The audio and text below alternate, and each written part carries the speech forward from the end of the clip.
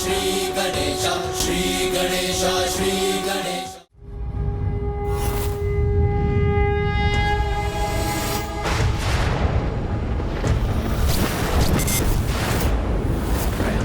सदाशिवं नमामि हे उमापति जय नीलकंठ जय अनंत नमोस्तुते नमोस्तुते। अब मनुष्य और देवताओं को अनुशासन के सुपथ पर लौटाने का पूर्ण दायित्व प्रभु ऋषि दुर्वासा का ही था। मुझे शीघ्र बताने की कृपा करे लंकेश कि प्रभु ऋषि दुर्वासा देवताओं को सुपथ पर कैसे लेकर आए और उन्होंने जगत में अनुशासन कैसे स्थापित किया। धैर्य रखिए गौरी पुत्र, मैं कुछ ही समय के उपरांत आपको संपूर्ण कथा सुनाऊंगा, क्योंकि अब मेरे द्वारा प्रभु के आत्मलिंग की पूजा संपन्न होने ही वाली है। चंदन लेप, बेलपत्र, पुष्प और फल तो मैं अर्पित कर चुका हूँ। अब तो मैं पंचनद के जल से प्रभु के आत्मलिंग का अभिषेक करने का इच्छुक था, किंतु मेरे यहाँ स्थित होने के कारण वो संभव नहीं। इसलिए भस्म अभिषेक आरती कर अपनी पूजा समाप्त करूंगा मैं, और वो भस्म मेरे अपने शरीर के अंग का भस्म होगा। ओम नमः शिवाय, ओम नमः शिवाय, ओम नमः शिवाय। जटाटवी कलज्वल प्रवाह भावित स्थले कलेवलम्ब्य लम्बिताम्बुजंग तुंग मालिका।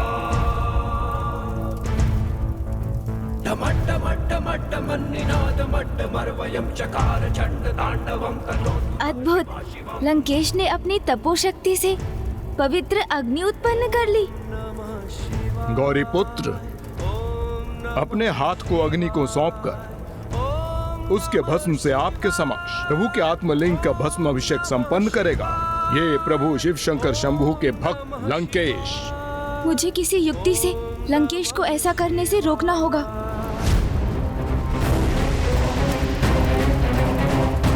अब तो मैं पंचनद के जल से प्रभु के आत्मलिंग का अभिषेक करने का इच्छुक था, किंतु मेरे यहाँ स्थित होने के कारण वो संभव नहीं। संभव है।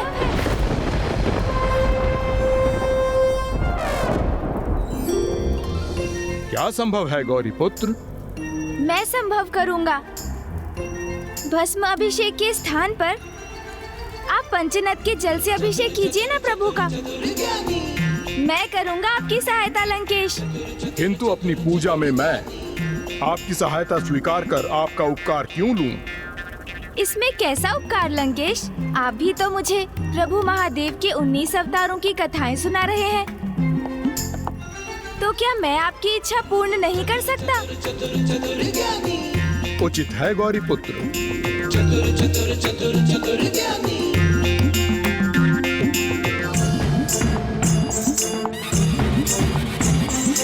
ओम गंगे नमः, ओम सरस्वते नमः। त्रैलोक्य पूजित देवी कमले विष्णु वल्लभे यथा त्वमचल कृष्णे तथा फलमये स्थिरा।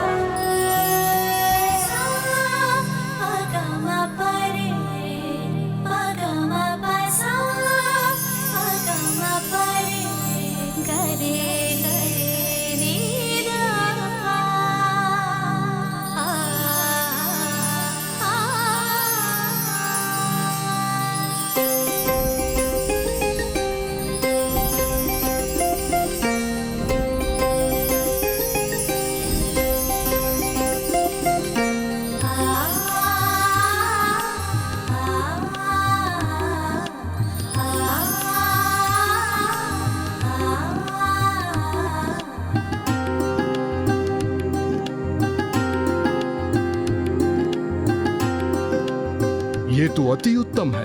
गौरी पुत्र ने 5 नदियों को यहाँ मेरी पूजा हेतु उपस्थित कर दिया। प्रणाम पंचनद माताओं। कल्याण हो पार्वती नंदन गणेश।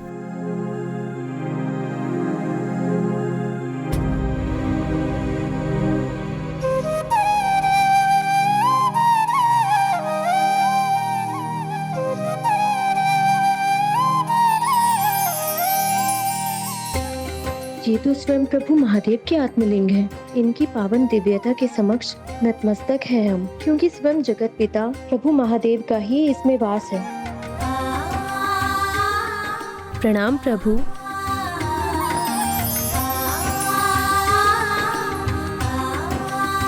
हे महान पंचनद माताओं, हे पावन नदियों, आपके यहाँ आगमन पर आपको कोटि कोटि धन्यवाद। माताओं, लंकेश रावण यहाँ मुझे प्रभु महादेव के अवतारों की कथा सुनाते हुए प्रभु के आत्मलिंग की पूजा संपन्न करने जा रहे हैं, और शीघ्र जब वो आपके अर्थात पंचनद जल से प्रभु के अभिषेक के साथ अपनी पूजा समाप्त करेंगे तो उनके मुख से ऋषि दुर्वासा अवतार की कथा सुनने का सौभाग्य प्राप्त होगा। ऋषि दुर्वासा? इसलिए प्रभु के आत्मलिंग का पंचनद अभिषेक करने में हमारी सहायता कीजिए।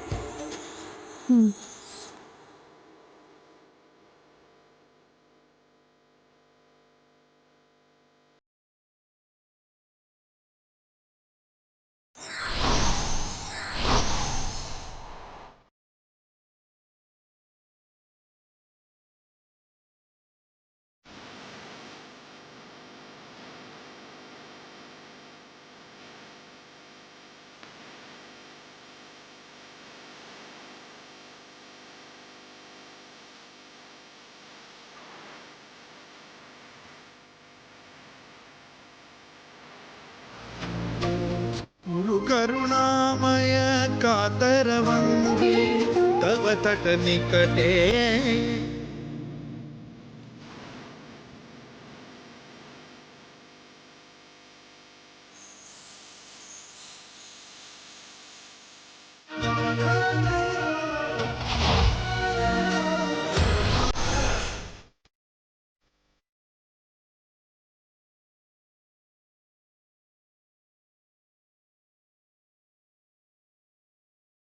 मेरे अनुरोध को सुनकर इस शुभ कार्य हेतु अपना जल प्रवाहित करने के लिए आपको अनेकों धन्यवाद माताओं।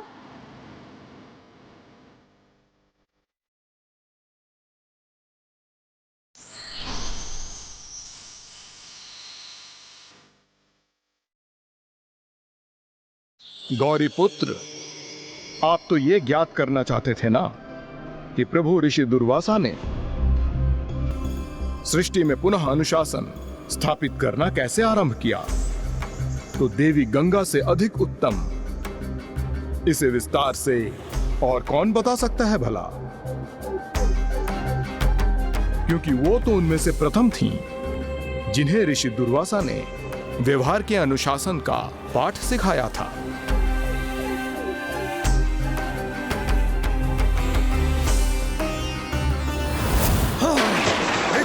दुस्साहस बालिका, स्नान करते ऋषि का उपवास करने का दंड तुम्हें अवश्य भोगना होगा। क्या ये सत्य है माता? क्या ऐसा कुछ घटित हुआ था?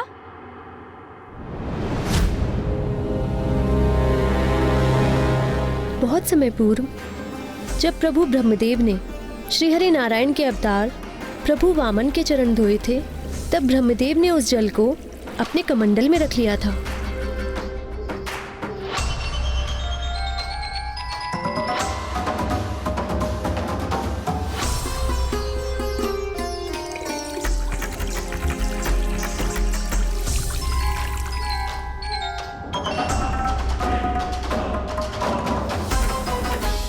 उसी पवित्र जल में ब्रह्मदेव के कमंडल के ही भीतर मैंने एक बालिका के रूप में जन्म लिया था।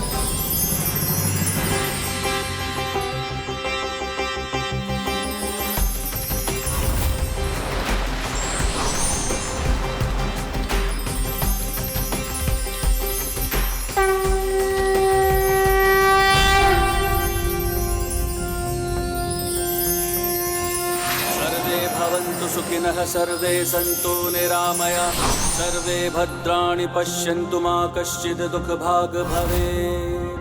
ॐ द्यौः शान्तिरन्तरिक्षं शान्तिः, पृथिवी शान्तिरापः शान्तिरोषधयः शान्तिः। ॐ प्रणाम प्रभु। कल्याण हो देवी गंगा। फिर उसी नन्ही बालिका के रूप में प्रभु ब्रह्मदेव ने अपनी पुत्री के समान ब्रह्मलोक में ही मेरा पालन पोषण किया। किंतु एक दिवस जब मैं क्रीड़ा करते करते एक तितली का पीछा कर रही थी तो ब्रह्मलोक के सरोवर के तट पर पहुंच गई, जहां ऋषि दुर्वासा स्नान कर रहे थे।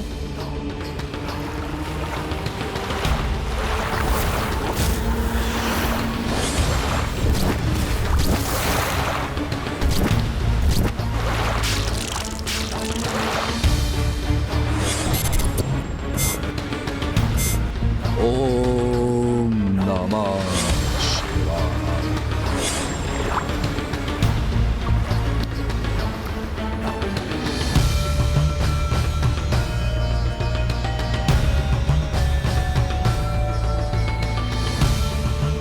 इतने दिव्य ऋषि कौन है ये?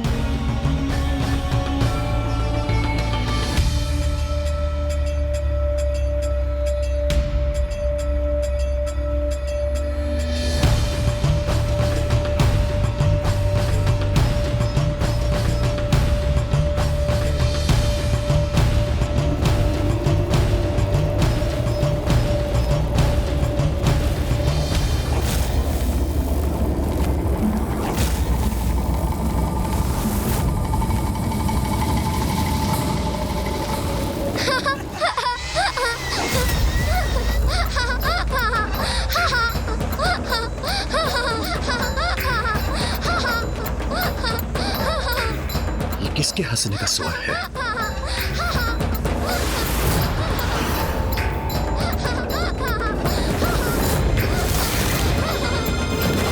लगता है ऋषिवर क्रोधित हो रहे हैं। मुझे भय का आभास हो रहा है। इतना बड़ा दुस्साहस बालिका! स्नान करते ऋषि का उपवास करने का दंड तुम्हें अवश्य भोगना होगा। अपनी इस उद्दंडता से तुमने व्यवहार के अनुशासन को भंग किया है बालिका। ब्रह्मलोक में पालन पोषण होने के उपरांत भी तुम्हें इतना ज्ञात नहीं कि किसी को स्नान करते हुए नहीं देखना चाहिए और न ही किसी को असुविधा की अवस्था में देखकर हंसना चाहिए। यह शिष्टाचार के विरुद्ध है, जो व्यवहार के अनुशासन का प्रथम एवं महत्वपूर्ण भाग है। हे ऋषिवर, मुझसे बहुत बड़ी त्रुटि हुई है, मुझे क्षमा कर दीजिए। नहीं, क्षमा कर देने से नहीं, अपितु दंड देने से सीख प्राप्त होती है। त्रुटि सुधरती है, इसलिए दंड के स्वरूप में तुम्हें श्राप देता हूँ कि तुम शीघ्र ही पृथ्वी पर नदी के रूप में प्रसारित होगी। वो नदी जिसमें सारे मनुष्य अपने पापों से मुक्त होने के लिए स्नान करेंगे। इस प्रकार तुम्हें अपने पाप का दंड प्राप्त होगा।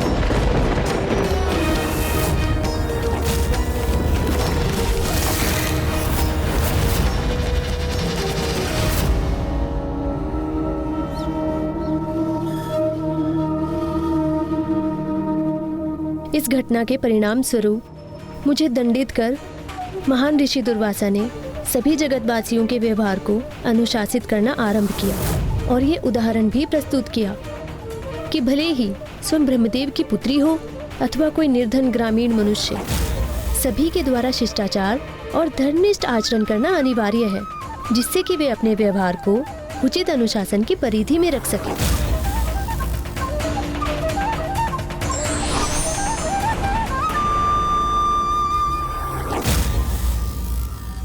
प्रभु ऋषि दुर्वासा ने इस घटना से मात्र शिष्टाचार की ही सीख नहीं दी, अपितु उन्होंने तो माता गंगा को संसार की सर्वाधिक पवित्र नदी के रूप में स्थापित कर जगत को अपने पाप धोकर स्वयं को सुपथ पर चलने का मार्ग भी दर्शाया। किंतु मैं तो इस बात से अचंभित हूँ लंकेश कि उन्होंने स्वयं सृष्टि के रचयिता ब्रह्मदेव की पुत्री को दंडित करने के पूर्व एक बार भी विचार नहीं किया। ऐसा क्यों लंकेश, कृपया बताइए। गौरी पुत्र, प्रभु ऋषि दुर्वासा के लिए किसी भी संबंध से उच्च स्थान तो अनुशासन के पालन का ही था।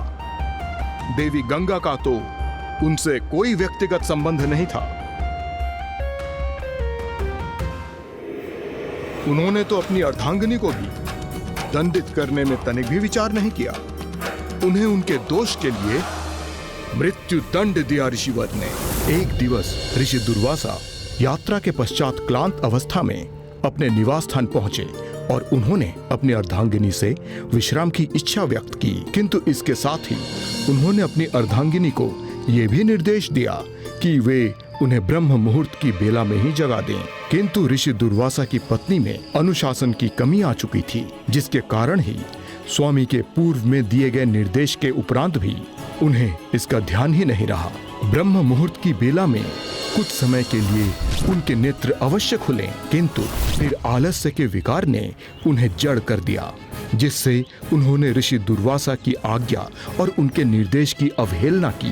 ब्रह्म मुहूर्त में निद्रा से जागृत कीजिएगा, जिससे मैं नियम अनुसार अपनी पूजा संपन्न कर सकूं।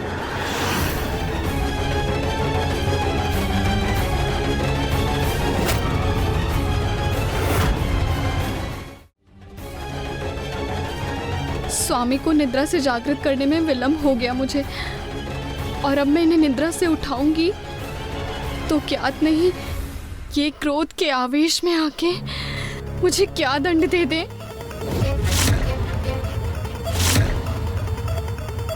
और यदि मैंने इन्हें जागृत नहीं किया तो भी इनका दंड देना निश्चित है। ये कैसी दुविधा उत्पन्न हो गई है मेरे लिए। अब मैं क्या करूं?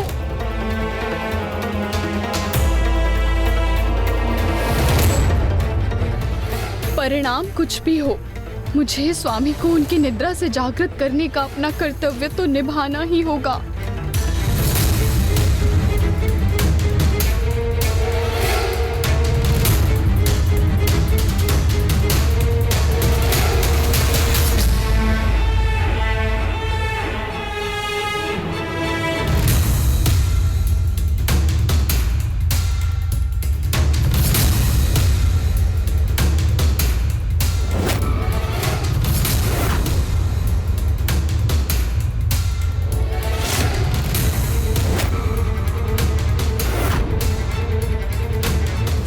ब्रह्म मुहूर्त में निद्रा से जागृत कीजिएगा।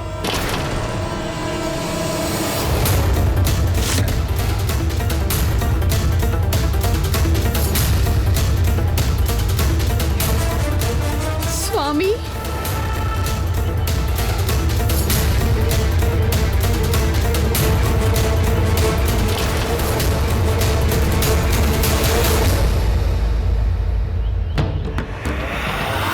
मुझे जागृत होने में इतना विलंब हो गया।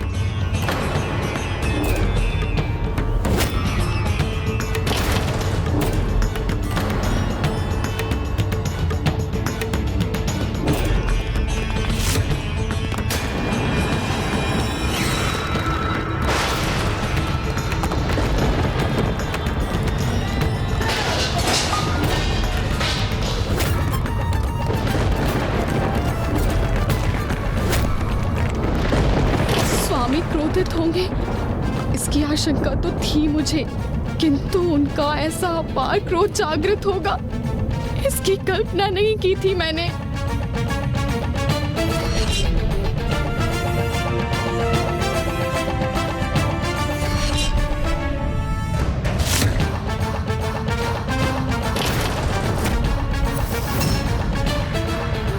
ब्रह्म मुहूर्त में सूर्योदय के पूर्व जागृत होने और मुझे निद्रा से जागृत करने के लिए मैंने आपसे अनुरोध किया था, और अब तो सूर्योदय भी हो चुका है। जिसने सदा ही अनुशासन को सर्वोच्च समझा, जिसने सभी को उस अनुशासन की सीख दी, वो ऋषि दुर्वासा हूं मैं। और मेरी अर्धांगिनी होकर आपने अनुशासनहीनता का दोषपूर्ण आचरण किया और समय के अनुशासन का उल्लंघन किया।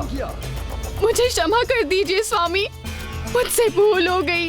मुझे ज्ञात नहीं मैं किस प्रभाव में आकर जागृत होकर भी पुनः सुप्तावस्था में चली गई। मुझे क्षमा कीजिए स्वामी। यदि आज हमने अपनी अर्धांगिनी को क्षमा कर दिया तो फिर अनुशासनहीनता के लिए मैं किसी को कैसे दंडित करूंगा? और यदि मैं सभी जनों को उनके दोषपूर्ण व्यवहार के लिए क्षमा करने के लिए विवश हुआ तो मैं अनुशासन स्थापित कैसे करूंगा? इसलिए आपको अपने दोष का दंड तो भुगतना ही होगा देवी। और जिसके कारण मुझे भी आपका वियोग सहना होगा, और जिसके कारण मुझे भी आपका वियोग सहना होगा।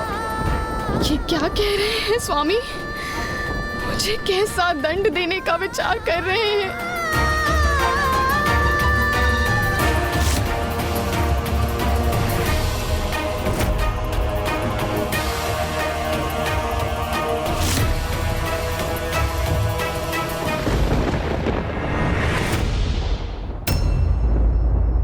समय का पालन ना कर आपने जिस अनुशासनहीनता का परिचय दिया है, उसके दंड स्वरूप मैं आपको इसी क्षण भस्म होने का शाप देता हूँ। स्वामी, ऐसा ना करें, मुझे क्षमा कर दीजिए। मेरी इतनी छोटी सी भूल के लिए मुझे इतना बड़ा दंड ना दीजिए। क्षमा कीजिए स्वामी।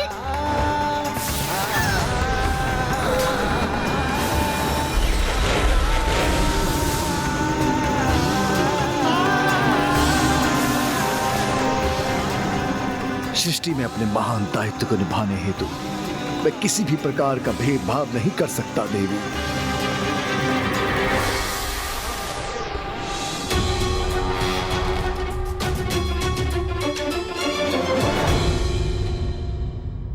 प्रभु ऋषि दुर्वासा का तो ऐसा ही स्वभाव था कि किसी को भी ज्ञात नहीं था कि वो क्रोध के प्रभाव में किसे क्या दंड दे दें। किंतु बहुत दुख की बात है कि जगत कल्याण हेतु संसार को समय का अनुशासन सिखाने के लिए ऋषि दुर्वासा को अपने स्वभाव में इतनी कठोरता का परिचय देना पड़ा। आपको तो ज्ञात है गौरी पुत्र, अपने लक्ष्य तक पहुंचने के लिए कोई सरल अथवा छोटा मार्ग नहीं होता। सभी को सफलता की ओर अपने प्रत्येक पग पर सीख प्राप्त करते हुए और संघर्ष के साथ ही आगे बढ़ना होता है। फिर भले ही लक्ष्य प्राप्त करने हेतु कुछ भी क्यों न सहन करना हो। लंकेश, क्या प्रभु ऋषि दुर्वासा भी अपनी अर्धांगिनी के वियोग के अतिरिक्त किसी और कष्ट को भी सहने पर विवश हुए थे? हाँ गौरी पुत्र, ऋषि दुर्वासा के ससुर को जब अपनी ही पुत्री के भस्म हो जाने के बारे में ज्ञात हुआ तो ऋषि दुर्वासा के लिए उनके क्रोध का कोप और कटु वचन अनायास ही फूट पड़े।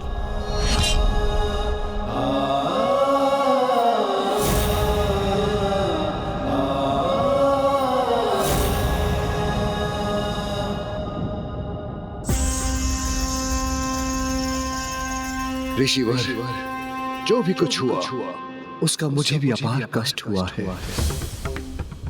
किंतु मुझे उसका पछतावा नहीं, क्योंकि मैंने तो वही किया है जो संसार में पुनः समय का अनुशासन स्थापित करने के लिए अनिवार्य था। ऐसा कर मैंने संसार के समक्ष ये उदाहरण प्रस्तुत किया है कि अनुशासनहीनता के कितने गंभीर परिणाम होते हैं, किंतु आपकी पुत्री और मेरी अर्धांगिनी का त्याग व्यर्थ नहीं होगा। मैं यहाँ भस्म हुई अपनी निष्ठावान अर्धांगिनी को वरदान देता हूँ कि वो कदली फल में परिवर्तित होंगी।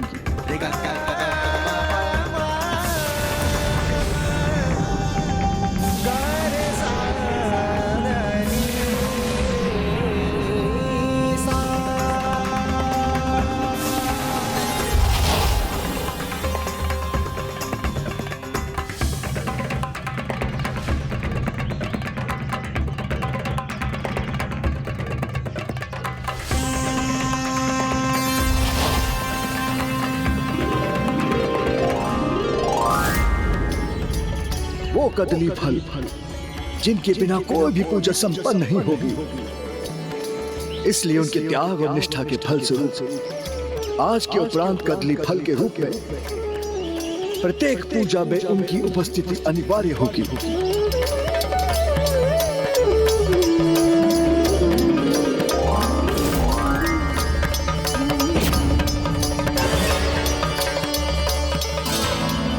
इस प्रकार ऋषि दुर्वासा ने समस्त संसार को ये बताया कि दिव्य पुरुषों के क्रोध में भी कोई ना कोई जगत कल्याण अवश्य ही छिपा रहता है, और उनके इस क्रोध से प्रकट होने वाले उत्तम परिणामों के साथ उसका सर्वाधिक अनिष्टकारी प्रभाव भी प्रकट होने वाला था। और इसका आरंभ तो स्वयं प्रभु शिव शंकर शंभु द्वारा प्रभु ऋषि दुर्वासा को दिए जाने वाले उपहार से हुआ था। जय शिव शंकर शंभु।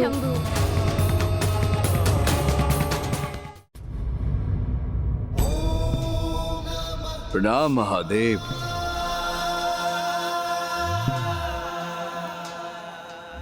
आपने अपने जन्म से ही संसार में अनुशासन स्थापित करने हेतु परिश्रम किया। अत्यंत कठोर होकर स्वयं नियमों का पालन कर अन्य जगतवासियों को उसके लिए प्रेरित किया और नियमों को भंग करने वालों को दंडित कर आपने जो संसार को सीख दी है, उनसे आपने सभी में अनुशासन के प्रति निष्ठा को जागृत किया है ऋषिवर। किंतु प्रभु, अभी तो इस दिशा में बहुत कार्य करना शेष है, मुझे ज्ञात है। किंतु सफलतापूर्वक जो आप कार्य कर चुके हैं, उसके लिए पुरस्कार स्वरूप मैं आपको ये परिजात पुष्पों की माला प्रदान करता हूं।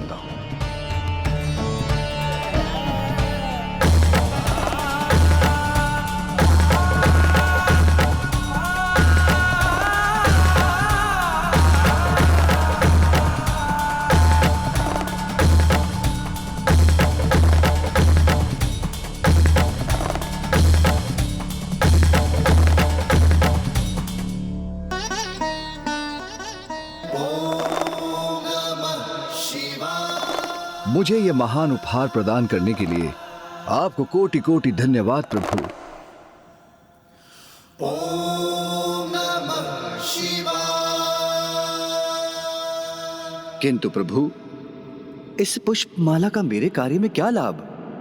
इस माला के पुष्प श्री हरि नारायण को प्रिय होने के साथ साथ साक्षात देवी लक्ष्मी स्वरूप हैं।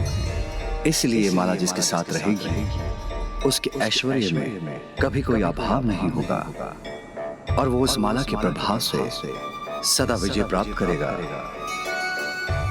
जब भी आपको कोई ऐसा सुपात्र दिखाई दे जो उसके योग्य हो, आप ये माला उसे प्रदान कीजिएगा। अवश्य प्रभु।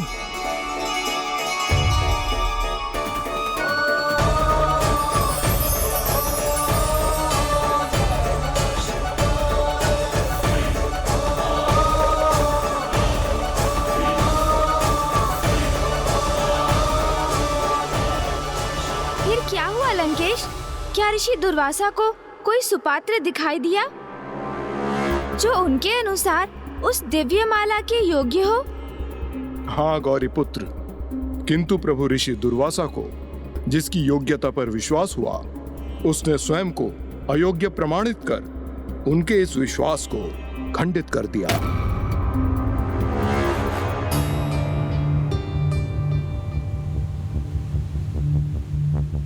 देवताओं में श्रेष्ठतम देवराज इंद्र हैं, उनके अत्यंत महत्वपूर्ण दायित्व हैं। इसलिए महादेव द्वारा प्रदान की गई पुष्प माला की सर्वाधिक आवश्यकता भी उन्हें है। अवश्य ऐसी दिव्य माला को प्राप्त कर वो अति आनंदित होंगे।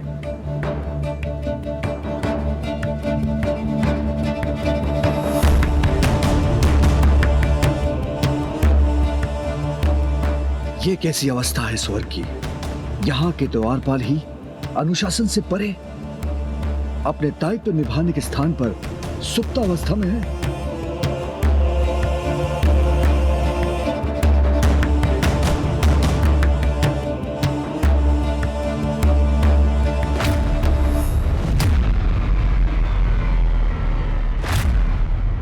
और स्वर्ग के भीतर भी सभी प्रकार की अव्यवस्था ही दिखाई दे रही है मुझे।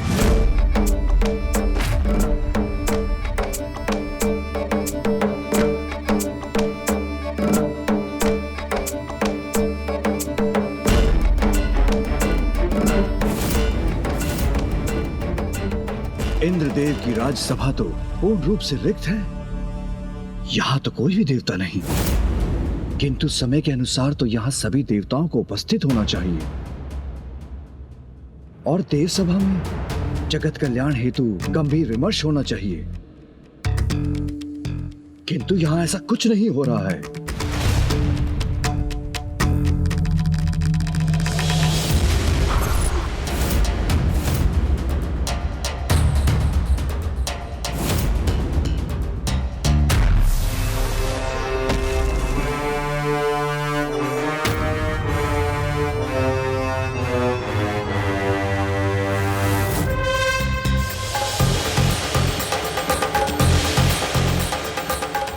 ऋषिवर।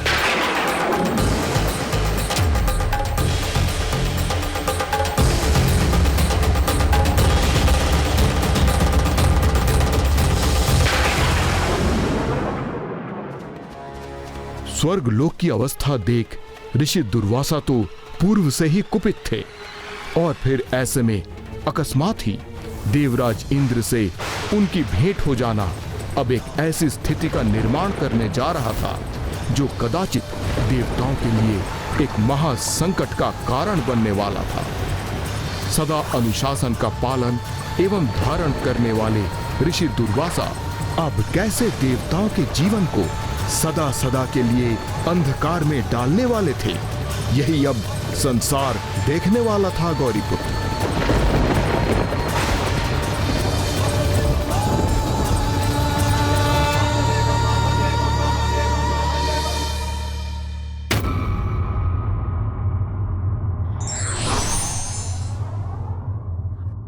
विवेकशील व्यक्तियों का समाज के प्रति बड़ा दायित्व होता है। यदि वही अनुशासनहीन हो जाएं, तो सारी व्यवस्था ही चरमरा जाएगी।